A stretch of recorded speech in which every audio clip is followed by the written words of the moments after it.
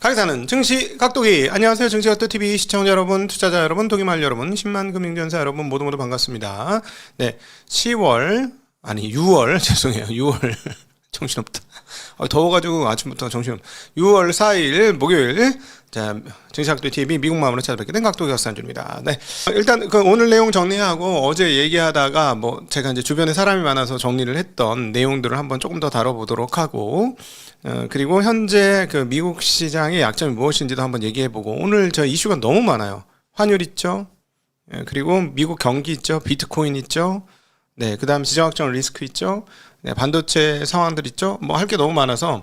자, 어쨌든 지금 미국 증시가 10거래일 연속 상승하다가 드디어 하루 꺾였습니다. 자, 10거래일 연속 상승하는 것 자체가 좀 이상하니까 이번 조정도 대단한 건 아닙니다. 의례적으로 있을 수 있는 일이고 당연히 있을 수 있는 흐름이에요. 그런데 이제 종가가 저가로 끝났다는 점은 조금 이렇게 됩니다. 자, 그럼에도 불구하고 10거래일 연속 올랐고요. 그 다음에 주 단위로도 나스닥 같은 경우는 거의 10주 연속 올랐어요. 네, 조정이 있을 수 있는 때입니다. 이거 조정 자체는 크게 뭐라고 할 필요가 없을 것 같아요. 지금 다우존스도 종가가 저가가 되면서 1.21% 빠졌고요. 나스닥은 0.89%, S&P는 0.74% 빠졌습니다. 반면에 지금 제임스 왕이 불을 질렀는데요. 반도체 지수는 오늘도 큰 폭으로 올랐습니다. 델 컴퓨터와 그 다음에 마벨 테크놀로지의 연타 대폭 등으로 인해서 같이 덩달아 오르던 애들은 조금 숨고르기를 하긴 했습니다만, 그럼에도 불구하고 숫자가 나오는 애들은 상당히 강한 모습을 보여줬다라는 게 오늘 특징적인 부분이 되겠습니다. 오늘 필라델피아 반도체 지수는 1.39% 올라서 정말 연속적인 상승이 계속되고 있다. 끝도 없이 올라가고 있다라고 표현해도 과언이 아닐 만큼 계속적인 상승세를 나타내고 있습니다. 한번 보실까요? 네, 계속 상승하고 있습니다. 계속 데일리로 볼게요. 계속 상승하고 있습니다. 네, 어마무시한 상승이고요. 진짜 4월 초에 7,200포인트였는데 지금 14,000포인트 정도 되니까 4월 초 대비 2배 올랐습니다. 지수가. 예, 여기에 포함되는 종목 중에는 2배 이상 오른 종목들이 꽤나 많겠죠. 그 중에 대표가 마이크론 테크놀로지고, 그 다음 AMD, 인텔, 이런 회사들이 되겠습니다. 전체적으로 한번 볼게요. 오늘 엔비디아가 좀 빠졌습니다만은 나머지 AMD와 그리고 인텔이 매우 큰 폭으로 상승하는 모습 보여줬고, 마이크론 테크놀로지 1.4% 올랐습니다. 오르락내리락 하던 퀄컴도 오늘 큰 폭의 상승을 해주었고요.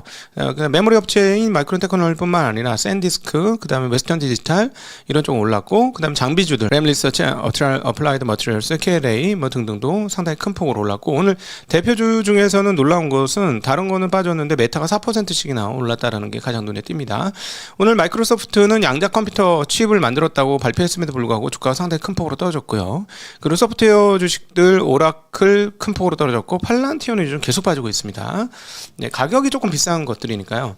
일단 지금 현재에서 저희가 하나 팁으로 드릴 수 있는 거는, 이익 대비 배수가 상당히 멀티플이 상당히 높은 기업들은 먼저 조금 조심을 할 필요가 있다라는 생각은 듭니다. 예, 걔네들이 지금 만약에 시장이 살짝 흔들릴 때 가장 약체가 될 가능성이 높아요. 자, 그러니까 PR 배수 100배 50배 넘는 애들 있잖아요. 그런 애들은 상대적으로 조금 주의를 하시는 게 조금 더 낫지 않을까 하는 생각이 듭니다. 오늘 지정학적 리스크가 빵 터지는 바람에 유가는 올랐고, 유통주들이 조금 오르는 것 정도가 눈에 띄었고, 그 다음 제약주들 눈에 상승하는 모습 확인할 수 있었습니다. 자, 유가 상승했는데 유가 테이블부터 볼게요. 유가가 띠용 하고 올랐습니다. 아직 100달러를 다시 돌파하진 않았습니다만은, WTI는 90달러대가 깨지나 했더니 아니고 다시 96달러, 브렌트 97달러. 가솔린의 상승폭은 크진 않습니다. 가솔린은 3.12까지 올라왔고요. 자, 그 다음에 금, 은, 구리, 알루미늄, 비트코인 많이 빠졌는데, 자, 이 얘기가 나왔으니까 비트코인은 좀 짚고 넘어가야 되는 상황이 되겠죠. 자, 비트코인이 굉장히 중요한 랭라인에 걸려 있습니다. 자, 여기서 비트코인이 더 빠지면 좀 나락갈 수 있는 상황이다. 근데 이제 비트코인이 왜 빠지냐? 비트코인보다 재밌는 게 너무 많아졌어. 비트코인보다 자극적인 게 또 너무 많아졌어. 뭐죠? 네, 첫 번째, 한국 반도체. 1번 이유입니다. 비트코인 빠지는 1번 이유는 한국 반도체 때문이다. 왜? 한국의 헤비 트레이더들이 비트코인 시장에서 반도체 단타로 다 넘어왔어요. 이런 일들이 자주 있을 겁니다. 아침 시초가 많이 빠지면은 들어 올리려고 하는 시도들이 상당히 있을 건데, 왜냐하면 단타 세력들은 단기의 반등을 따먹으려고 하는 그런 흐름들이 있으니까, 변동성도 계속 반도체 그리고 또 레버리지가 생겼으니까 그쪽의 변동성은 계속 심해질 건데 비트코인의 상당 세력이 이쪽으로 넘어왔습니다. 자, 그래서 지금 급락을 하고 있고요. 또 하나는 IPO가 있습니다. 스페이스X IPO 등등의 자금 마련을 위해서 사실은 이 비트코인에 투자하시는 분들은 가치 투자라기보다도 성장주 투자라든가 이런 거잖아요. 그러니까 지금 뭐 밸류에이션 따질 필요 없고 올라갈 수 있어? 이러면 사는 거죠. 그렇죠? 비트코인의 밸류에이션이 어디 있어요? 딱 하나 있죠. 통화량이 증가하면 통화 가치가 떨어지니 거기에 대한 대응책으로 디지털 금 같은 역할을 살짝 하지만 뭐 사실은 뭐 밸류에이션을 따질 수는 없죠. 뭐 배당을 주는 거나 이런 배당을 일부 주지만은 뭐 그거 가지고 네 그러니까 자 그래서 그 IPO도 상당히 약체입니다. 자 근데 문제는 저 여기 왼쪽에 보시면 지지했던 자리 있잖아요. 거기까지 내려왔어요. 자 요거 무너지면 되게 심각한데 길게 보시면 더 확연합니다. 자 지금 보시면 대세 상승의 흐름에서 지금 이거 20년짜리 차트인데 20년짜리 차트에서 보시면 바로 요 자리가 여러 번 묶였던 자리예요. 자 왼쪽에서 올라올 때 딱 보시면 딱 요 자리 6만 달러 때까지 왔다 두 번 주저앉았고요. 세 번째도 주저앉았다가 돌파하면서 13만 달러 근처까지 간 거예요. 그쵸? 그러면 이 6만 달러 자리에서 고민이 굉장히 많았던 자리니까 우리가 기술적인 차트를 보면 뭐 그냥 보세요. 그냥 우리가 이제 그렇게 보는 거니까 여기서는 지지를 해줘야 됩니다. 이제 렉라인에 그 우리 지지 라인에 접어들었는데 여기서 지지 못하면은 좀 심각한 상황들이 발생하죠. 왜냐하면 많이 밑으로 열려 있습니다. 어디까지? 2만 달러대까지 열려 있습니다. 그렇죠? 예, 그 라인을 지켜야 된다는 거죠. 네, 그 라인을 지켜야 되는 건데 자 보도록 하겠습니다. 지금 여건은 좀 불리합니다. 가장 불리한 여건은 뭔가요? 금리가 너무 올라 있다. 비트코인도 금리 영향을 받을 수밖에 없어요. 금리가 올라있다는 게 가장 불리한 여건이고 단기적으로는 IPO로 자금이 빠진다. 그리고 반도체 레버리지로 자금이 빠진다 정도로 보시면 되겠습니다. 자 어찌됐건 유가 오르는 거 얘기하다가 이제 원자재 얘기하다 비트코인 얘기했는데 한번 짚고 넘어가야 되는 상황이었던 것 같아서 짚고 넘어갔고요. 끝나지 않은 지정 확정 리스크가 계속되고 있습니다. 자, 이 유가가 상승하게 되자 금리도 상승했고 달러도 상승했는데요. 왜 그랬느냐? 지정학적 리스크 이란이 쿠웨이트를 침공했습니다. 직접 침공한 거는 뭐 사람이 들어간 건 아니고 드론으로 갔는데요. 문제는 공항을 때렸는데 규모가 굉장히 컸던 것 같습니다. 쿠웨이트 국방부의 성명입니다. 이란의 침공으로 드론 여러 대가 쿠웨이트 국제공항 1터미널을 표적으로 삼아 공격했다. 이번 공격으로 1명이 사망하고 63명이 부상을 입었다. 규모가 꽤 큰 모양이에요. 그죠? 사람이 이렇게 많이 다친 거 보니까 그쵸? 그리고 또 바레인도 공격을 했습니다. 우리는 바레인에서는 미사일과 드론을 격추했다라고 밝혔는데 하여튼 바레인도 공격했다는 거죠. 두 곳의 공통점은 미군 기지가 있는 곳입니다. 이란은 미군 기지를 이용해서 자기네 이란을 미국이 공격한다라고 판단을 하고 있고 그래서 여기에 때린 거죠. 그런데 놀랍게도 트럼프는 협상이 여전히 잘 되고 있다라고 얘기하고 있습니다. 협상 자체는 매우 잘 진행되고 있다. 성사된다면 이번 주말쯤 결과 나올 수 있다라고 얘기했습니다. 이번 주말에 결과가 나오는데 공격이 있어? 이상한데? 자, 여기에 대해서 네타냐후는 미국 대통령의 선택에 달려있다. 이란은 불량난을 하고 있다. 우리는 언제든지 공격할 수 있다. 라고 얘기하고 있고요. 신났죠. 네타냐후는 전쟁을 계속하고 싶어 하는 것 같아요. 그러니까 이제 그 미국 말도 잘 안 듣잖아요. 그러니까 막 저게 막 뭐라고 했잖아요. 이 감옥 갈 놈을 지켜줬더니만 이러고 트럼프가 진짜 열받았던 모양이야. 그렇게 얘기하고 있고. 자, 이란의 그 입장은 뭐냐? 메시지 교환은 있는데 미국하고 어떠한 실질적인 진전도 이루어지지 않았다라는 상황입니다. 자, 그러니까 두 가지 입장이 좁혀지지 않는 거예요. 우리가 봐서는 하나는 호르무즈가 좁혀지지 않고 있고 또 하나는 뭐가 좁혀지지 않는다? 농축액에 대한 협의가 지금 제대로 이루어지지 않고 있다라고 보시면 되겠고 이 두 안은 제가 보니까 호르무즈에 아주 이란이 재미를 들렸고 이걸로 이제 뽕을 좀 뽑으려고 하는 것 같고요. 그 다음에 이제 농축액까지 없어지면 우리는 다 죽는다라고 생각하는, 시리아처럼 죽는다라고 생각하는 것 같아요. 그래서 이거는 뭐 포기를 못하는 뭐 그런 상황인 것 같고 결국 그렇다면 시간이 걸릴 것이다 라는 건데 문제는 뭐냐면 이란이 레버리지를 잡았다는 거죠. 어떤 레버리지죠? 미채권 레버리지를 잡았죠. 자, 계속 말씀드리지만 10년물 국채금리 한번 보고 올게요. 10년물 국채금리 지금 4.5 근처로 다시 올라왔고요. 그 다음에 30년물도 장중 5% 갔습니다. 또다시 5% 근처까지 왔습니다. 그리고 뭐 2년물, 5년물 다 올랐죠. 금리가 다 올랐습니다. 자, 2년물이 4%가 넘어요, 이제. 자, 이 상황에서 미국에 있는 사람들은 금리 인상 확률을 한 절반쯤 봅니다. 절반 넘게 보고요. 동결 확률을 절반 가까이 보고 있는 상황입니다. 금리 인하에 대한 전망은 없어졌습니다. 물론 뭐 시장이 너무 과하게 생각해서 연준 입장에서는 그래, 너희들이 조금 과하게 보는 게 우리 입장에서는 좋아. 긴축적인 상황을 우리가 안 해도 시장에서 알아서 긴축적인 상황을 만드니까 우린 더 좋아 라고 얘기할 수 있지만, 오늘 데이터 값으로 나온 걸 보니까 그렇게 녹록하진 않아요. 자, ADP 비농업 고용 나왔는데요.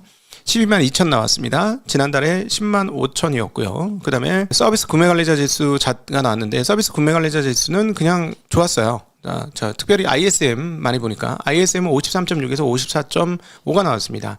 근데 여기에서 물가지수 있어요. ISM 비제조 물가지수 나왔는데 이게 70.7, 50이 기준점입니다, 여러분. 50이 기준점이고 다른 것들은 60 넘어가는 거 보기가 되게 힘들어요. 근데 얘는 혼자 70 넘어서 지난번에 70.7이었는데 이번에 71.3입니다. 자, 22년 8월 달에 72.6 나온 이후 4년 만에 최고치인데, 22년이 어떤 해인지 기억하시죠? Go for it. 금리 계속 올릴 거야. 아주 주식시장 아주 박살났던 해입니다. 그쵸? 최근 6년간에 가장 힘들었던 해 중에 하나가 코로나 이후로 제일 힘들었던 때가 바로 22년도예요. 금리 올리니까 끝도 없이 빠졌습니다. 주가가 20% 이상 빠졌죠. 그래갖고 사람들이 모두 금리 어떻게 되냐고 밤새 그 연준 그 FOMC 회의하면 그거 생방송으로 해서 동시 통역하고 난리도 아니었어요. 그것 때문에 아주 그냥 죽을 것 같아가지고. 그쵸? 기억나시죠? 요즘 뭐 동시 통역까지는 안 하잖아. 네. 그 정도로 그 거시와 금리에 관심이 많았습니다. 왜냐하면 금리를 올려서 우리가 다 죽었기 때문에. 이렇게 그 물가지수가 높은 상황에서 시장이 금리를 과잉평가하고 있다? 즉 금리를 너무 높게 설정하고 있다?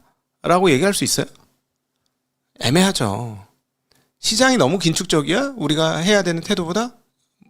애매하죠. 자, 그런데 우리가 알고 있는 건 이거예요. 지금 듣고 있는 소문에 의해서 그걸 추측을 해보면 대략 여기서 한두 달 정도 더 전쟁이 안 끝나고 유가가 100달러 부근에서 고공행진하면 인플레이션은 고착화된다. 자, 그럼 금리는 무조건 올려야 된다. 라는 상황이 오게 되죠. 그리고 유럽도 올리고요. 한국도 올리고요. 호주도 올렸고요. 뭐 여러 나라 다 올리고 있습니다. 일본도 올려야 됩니다. 일본도 올려야 되는데 일본은 안 올릴 거라고 생각하니까 이 난리가 난 거예요. 이거 조금 이따 다시 요거 정리하고 다시 얘기를 하도록 하겠는데요. 그래서 이라는 지금 미국 채권 레버리지를 들고 있습니다. 자, 채권 금리가 떨어지지 않는 한 미국은 전쟁 개시하기가 매우 어려워져요. 본때를 보여줘야 되는데 본때를 보여줬다가는 유가 폭등하겠지? 당연히 유가 폭등하면 뭐가 되지? 금리가 폭등하겠지? 그러면 안 되는 거지. 그건 안 돼요. 그건 있을 수가 없어요. 자, 미국 채권 투매되면 어떻게 됩니까? 다음번에 채권 조달해서 재정을 써야 되는데 재정 악화되겠죠? 빵꾸 납니다. 빵꾸 날 정도는 아니겠죠.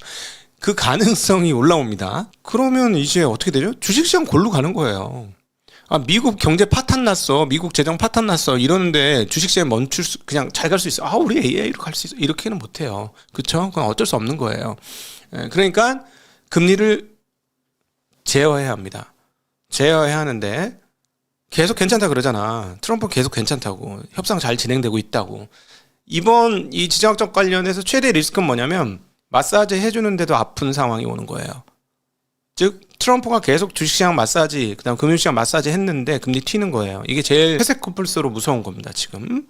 어쨌든 오늘 그 단면의 일부를 좀 보여줬다는 게 안 좋고요. 이렇게 되면 이제 개인들은 매도를 할 거고, 앞서 말씀드렸듯이 한국은 지금 개인 단타 세력이 엄청나게 들어와 있는 상황이기 때문에 빠지는 걸 이용해서 매수를 할 겁니다. 문제는 뭐냐면 외국인의 매도 규모가 얼마나 될 거냐가 관건이 되겠죠. 지난 화요일 날 많이 팔아갖고 또 많이 팔지 모르겠는데 어쨌든 올 들어서 130조 팔았습니다. 자, 이런 상황들이 오고 있는 상황에서 일본이 금리를 올리지 못하게 되자 어떤 일이 벌어지고 있냐. 환율이 그냥 아이고 이건 좀 아닌 것 같은데? 라는 생각이 좀 드는데 환율이 난리 났어요. 엔화 160엔. 자, 원화 올 들어 최대 약세죠. 올 들어 최대 약세도 아니구나. 이렇게 보면은 올 들어 최대 약세라고 할 수가 없겠구나. 최근 내 최대 약세입니다. 1535원쯤이죠. 이야, 참 이럴 수가. 근데 우리는 계속 엔화 대비 가는데 원화가 지금 더 약세입니다. 이제는 조금 막았으면 좋겠는데요. 근데 막고 싶지만 어떻게 돼? 외국인들이 200조 정도도 팔고 나갈 수 있어요. 경상 흑자 이상의 외국인 매도가 나올 수도 있습니다. 그게 좀 골치 아픈 거죠. 네, 지금 원화가 그 근래 최약세 흐름으로 가고 있습니다. 지금. 네. 이 일본도 금리를 빨리 올려야 되고 이제 우리는 무조건 금리 올려야 돼요. 근데 그 다음번 금리가 언제라고 지난번에 말씀드렸는데 7월인가 그렇죠? 7월 잠깐만 7월인가? 네, 금리 올려야 되는 상황인데 그게 이제 조금 걱정입니다. 금리 빨리 올려야 되는 상황으로 가고 있네요. 어쩔 수 없어요. 환율도 그렇고 한국은 금리를 빨리 올려야 됩니다. 지금 이 상황이면 이런 상황에도 불구하고 이제 고용도 뜨거웠고 12만 2천 명으로 고용 아까 말씀드렸죠. 그다음에 미국은 그 관세 관련해서 계속 활동하고 있습니다. 한국에 대해서도 또다시 관세 매긴다는 얘기하고 있고요. 강제노동 관련해서 관세를 적용할 것이다 라고 얘기했습니다. 그 관세를 매기면 한국한테 지금 제일 수입 많이 가고 있는 게 반도체니까 미국 소비자들 그대로 떠안게 됩니다. 네, 그런 상황이죠. 네. 어쨌든 일본이 지금 구두 개입을 했음에도 불구하고 160엔 넘었다는 게 골 때리는 상황입니다. 가타야마 사스케 일본 재무상 외환시장과 관련해 필요에 따라 언제든 적절히 대응할 것. 그 다음에 다카이치 사나이 총리도 참전했습니다. 환율에 대해서는 필요에 따라 언제든지 적절히 대응해 나갈 것. 위에다가서 총재도 개입했습니다. 기본 전망대로 경제가 전개된다면 BOJ는 적절한 속도로 정책금리를 계속 인상할 것으로 생각한다. 자, 이거 나 지금 일본 너무 진짜 답답한데 금리를 올릴 때 올려야지. 이러다가 몰려서 연타로 올리면 우리 다 죽어. 일본 그렇게 하면 안 되지 지금. 그렇지 않나요? 아니 지금 160엔 넘어가가지고 지금 이 상황이 되면은 이거 안 되는 거야. 아니 올렸어야 돼 6월에. 왜 안 올렸냐고 6월에 금리를. 그러다가 하반기에 2번 떼지 3번 올려야 된다고 하면 2번까지는 어떻게 견딜 수 있을지 모르겠는데 만에 하나 잘못돼갖고 3번 올린다고 하면은 진짜 엔켈이 청산 나고 지금 이렇게 될 수도 있는 거잖아요. 그쵸? 이것도 회색 코뿔소입니다. 회색 코뿔소가 여러 마리 있어요. 지금 투자 심리라는 거는 굉장히 뜨겁다가도 세게 얻어맞으면은 한 3번 연속으로 얻어맞으면은 못 견디는 게 또 투자 심리라서 그런 거에 대한 고민은 좀 필요한데요. 자, 외국인들은 한국에서 계속해서 팔기 때문에 원화도 일본만큼 약세에 노출돼 있습니다. 지금 외국인들이 계속해서 돈 빼나갈 게 뻔하기 때문에. 그리고 계속 말씀드렸죠. 그 펀드들이 당연히 이쪽이 부풀어 오르면 이걸 가지고 이렇게 넘길 수밖에 없는 그런 구조적인 성향을 갖고 있어요. 네. 그래서 그거는 기억을 하시면 좋을 것 같습니다. 자, 제롬 파월이 트럼프 정부를 거의 이쯤 되면 대놓고 씹기 시작했습니다. 자, 미국 정부가 중앙은행에 대한 정치적 압력을 강화하려는 시도가 연준의 독립성에 대한 대중의 신뢰를 훼손할 것이다 라고 얘기하면서 정책적 이견을 이유로 연준 인사를 해임할 방법을 찾게 된다면 미래의 행정부들도 똑같이 그렇게 할 것이다. 대중은 중앙은행이 모든 미국인에게 가장 이로운 방향만을 기준으로 의사결정을 내린다는 믿음을 잃게 될 것이며 그로 인해 민주주의 제도는 구축하는 데 많은 시간과 노력, 인내가 필요하지만 무너지는 것은 순식간이 될 것이다 라고 얘기했습니다. 자, 무슨 말이냐면 대중이 미국 통화를 운용하는 통화당국을 신뢰하지 못하게 되면 한순간에 뭔가 잘못될 수도 있다라고 이제 의장직에 내려오니까 대놓고 깠어요. 계속 소송에 걸려있는 상황이기 때문에 아직 연준 이사입니다. 의장은 아니지만 네, 그렇게 보시면 되겠고 이제 어제 이야기 나누던 거 정리를 할게요. 아주 훌륭한 조언들이 있었습니다. 어제. 왜냐하면 화웨이의 폴딩 기술, 로직 폴딩 기술을 이해를 못했기 때문에 그걸 타임 스케일링으로만 접근하는 것이다 라고 얘기해서 엔비디아가 마벨을 등장시켰던 그 구도가 좀 잘못 이해하고 있는 것이다 라고 얘기하시는데요. 자, 폴딩 한다는 건 뭐예요? 그냥 쉽게 얘기하면 칩을 적층한다는 개념하고 유사하거든요. 자, 결국 TSV를 가지고 적층을 할 건데 몇 겹? 제가 질문하고 싶어요. 로직 폴딩 오케이.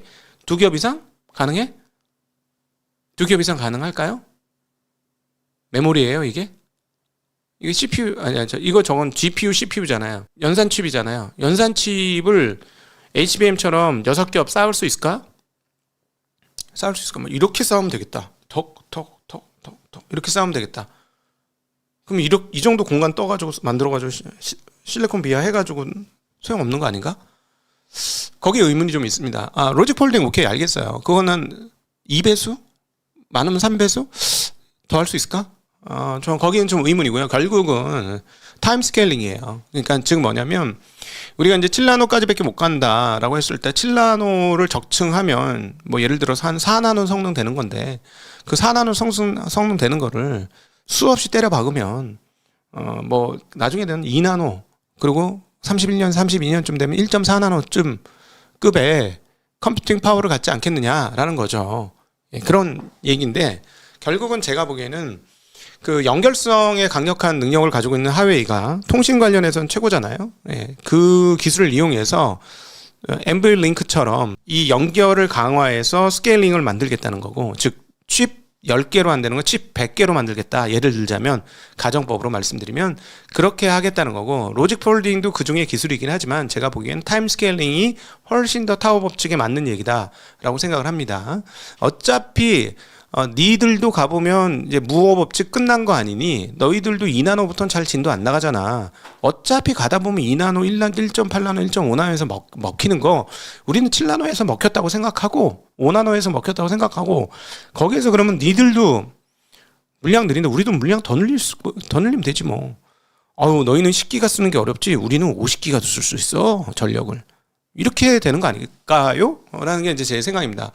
그러니까 뭐 저희가 뭐 기술자가 아니기 때문에 기술적인 강론을 정확히 알 수는 없지만 이 논지는 그거라고 저는 봐요. 이 논지는 그거다. 논지는 그거다. 그래서 지금 하드웨어 쪽에서 어떤 일이 벌어지고 있냐면 오히려 젠슨 왕이 마벨을 등장시킴으로 인해서 미국과 중국의 AI 칩 패권 전쟁이 어떤 식으로든지 이루어지고 있다라는 걸 인식하게 했다.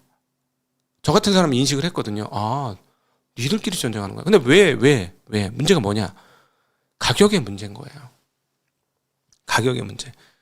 중국의 제일 무서운 점은 뭐죠? 칩 성능은 아니지. 중국의 제일 무서운 점은 전기요금이 싸다는 거죠. 전기요금이 어느 정도 싸냐? 미국하고 비교하면 거의 공짜 수준의 전기를 쓸 가능성이 있다. 라는 겁니다. 어차피 버려질 전기, 야, 니들이 써. 이렇게 발전해서 어디다 보관도 못해. 니들이 써. 이렇게 되는 상황 아니에요? 지금 중국은? 자, 그러면 뺑뺑이를 엄청 돌릴 수 있잖아요. 뺑뺑이를. 그리고 땅덩어리가 넓으니까 열 관리를 하기 위해서 엄청나게 옆으로 쫙쫙 펼칠 수 있을 것 같은 거야. 그러니까 데이터 센터 사이즈가 맨하탄 섬이 아니라 훨씬 더 큰 규모로 데이터 센터를 짓는 거지. 중국 친구들이 그렇게 하는 거죠. 그렇게 하면 미국은 엄청난 성능을 가지고 있지만 비용 측면에서 시간이 갈수록 이거 비용 많이 드는데 뭐 이런 생각을 하게 되는 거고, 지금 당장은 아니지만 한 5년이나 한 10년 정도 지나면 비용 문제 때문에 이거 좀 힘든데 뭐 이런 생각을 하게 될 수도 있죠.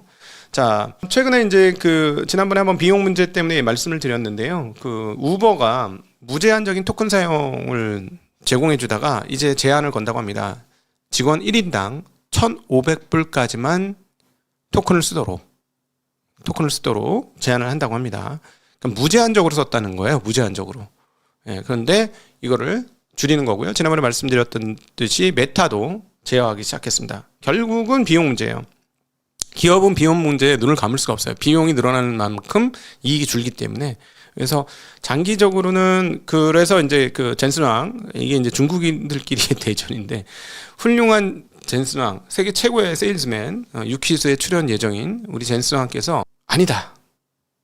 단위당 효율성이 우리께 더 뛰어나고 실제로 그래서 가격을 더 싸게 하는 것이다.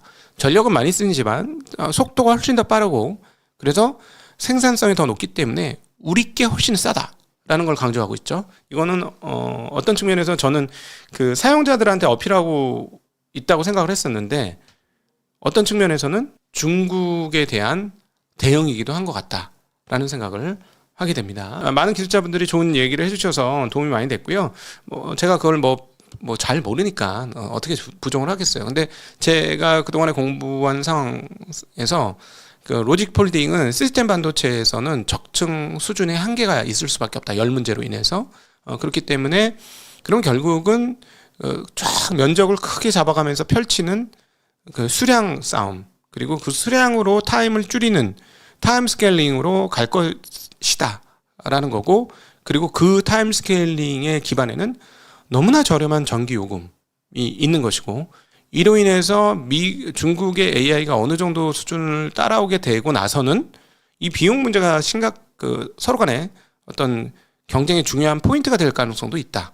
지금 단계에서는 수준이 아직 안 따라왔기 때문에 문제지만, 비교할 수가 없겠지만, 수준이 따라오고 난 다음에는 비용 문제가 분명히 불거질 것이다. 왜냐하면 얘는 한 달에 쓰는데 5달러 쓰는데 저기는 500달러 써야 돼. 이렇게 되면 문제가 있죠. 500달러의 품질이 아무리 좋더라도 5달러짜리 상품을 사용하는 숫자적으로 보면 숫자가 다수가 될 가능성도 있는 것입니다. 그렇죠? 그런데 시간은 좀 걸릴 거라고 봐요. 이걸 잘 하려면 중국이 억울한 생각 하지 말고 호혜적으로 가야 되는데 중국이 지금 전 세계에 대해서 호의적으로 가기는 매우 어렵죠. 왜냐하면 자기네가 지금 디플레이에 걸려 있어가지고 디플레이를 탈출하기 위해서 물건을 팔아야 됩니다. 그럼 저가로 물건을 팔아야 되는 수밖에 없는 거죠. 이미 자기네들 입장에서 우리 가격으로 파는 거야 라고 하지만 외국 입장에서 보면 덤핑이거든요. 왜냐하면 자기네들끼리 지금 그 덤핑 치고 있는 상황이잖아요. 출혈 경쟁하고 있는 거잖아요. 그 출혈 경쟁 때문에 수출을 하게 되는 상황이니까. 예, 최근에 드디어 유럽에서 중국 제품에 대한 제어를 걸기 시작했습니다. 왜냐하면 유럽이 몰락하기 직전이에요. 유럽 제조업이 진짜 몰락하기 직전입니다. 핵심은 그동안엔 중국 때문에 유럽이 벌떡벌떡 일어났지만 특별히 대표적인 나라가 독일이죠. 자동차 많이 팔아먹었죠. 예. 그래서 이제 그동안엔 거부를 못하고 있었죠. 니들도 팔아먹었으니까 우리도 팔아먹을게. 논리적으로 합당하잖아요. 그런데 유럽이 지금 이 상황으로 5년 10년 더 가다가는 망하게 생겼어. 그래서 중국에 대한 제어를 막 시작하기 시작했다는 점도 있습니다. 자, 그래서 그 부분으로 인해서 시간 좀 걸릴 것이다. 그러니까 중국이 아무리 성능 좋은 AI를 만들었다고 할지라도 일반인들한테 흡수되는 데는 시간이 좀 걸릴 것이다. 그러나 매우 강력한 사람들이 거부하기 힘든 건 역시나 비용이다. 낮은 비용은 사람을 선택하게 만들 것이다. 그런 점에서 또 중국은 강점이 있죠. 만만디 기다릴 수 있어. 10년 후부터 이기면 돼. 네. 중국이 아마 그런 태도로 좀 준비하고 있지 않을까 하는 생각이 듭니다. 네, 오늘 함께 해주셔서 진심으로 감사합니다. 행복한 하루 되시길 빌겠습니다. 감사합니다. 안녕.